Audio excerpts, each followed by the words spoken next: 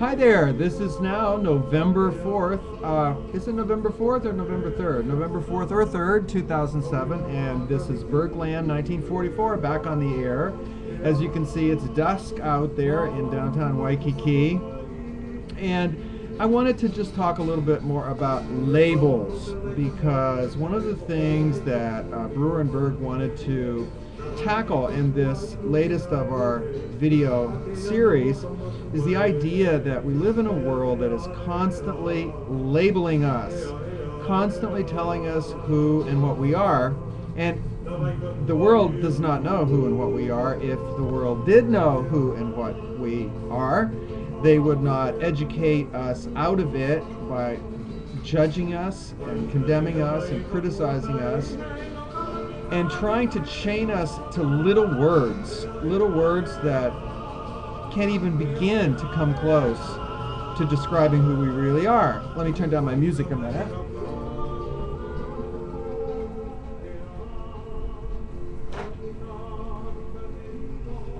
Okay, I'm back. Anyway, when I was teaching public school in San Francisco, I discovered that when I taught my students to unlearn the many labels that they were being told they were, that they became something much bigger and vaster, and they actually woke up to what we began to call, here, let me show you this,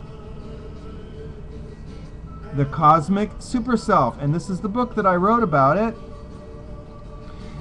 where I actually taught my kids to let go of the judgments and the labels, whether those judgments were like nerd or too fat or too thin or sissy or whatever. I mean, as children grow up and get pulled into the system, whichever system it is, whether it's organized religion or the public school system or the familial system or the peer group pressure system, what happens is their cosmic super self, their God self that they really came into this plane as, their divine spiritual self, their child of God self, begins to get chained to words and labels. And so tonight I would just like to offer a technique. In the Course in Miracles they talk about a sword of light, and I like that because the sword of light that Jesus refers to in A Course in Miracles is a sword of truth. The sword of truth has the ability to cut us free from any labels, whether those labels are put on us by those around us or society in general. So we're the ones who are allowed to choose a new name. So in this Don't Call Me Just Gay segment, we've asked different viewers to come up with new names. The name that my students and I came up with to more broadly describe who we really are is the Cosmic Super Self. Cosmic meaning that we are manifestations of the cosmos. I have, you have, we have atoms and molecules in us that come from distant suns. Therefore, we are made of cosmic stardust. Our physical form is cosmic stardust.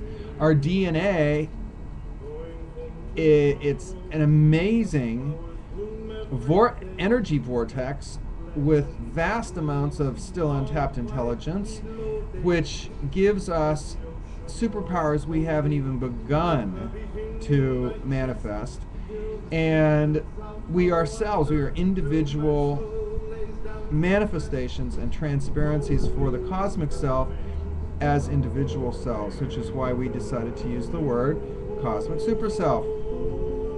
So as we enter this new period of freedom, let's use the sword of light.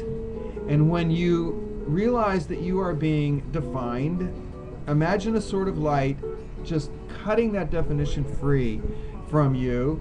If you're condemning yourself or judging yourself or imagining some definition of yourself that is not appropriate and that doesn't match who you really are as a cosmic super self or divine being, just use the sword of truth and say, what's the truth? The truth is, I'm a God in the making. The truth is, I'm a cosmic super self. The truth is, as the Christians would say, I'm a Christ waking up. As the Buddhists would say, I am a Buddha. Many different traditions have many different names. The name really isn't as important as the experience. Moses named it probably the closest when he revealed in his writings that when he asked God for God's name, God said, I am the I am.